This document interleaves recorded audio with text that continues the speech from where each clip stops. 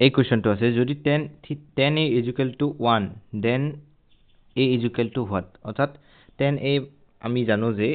tan a is equal to 1 বুলি দিয়া আছে আমি জানো যে tan 45 ডিগ্ৰী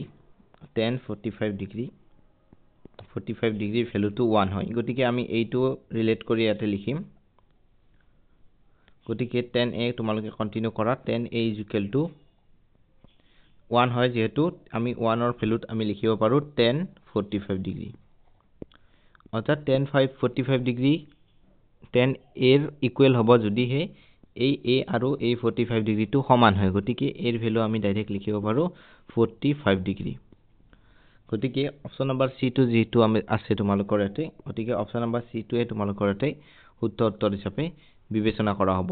কাৰণ অপচন নম্বৰ সি টো তোমালোকৰ tan 45 degree is equal to 1 গতিকে সিদ্ধ হ'ব এইটো কোৱেশ্চন থ্যাংক ইউ সো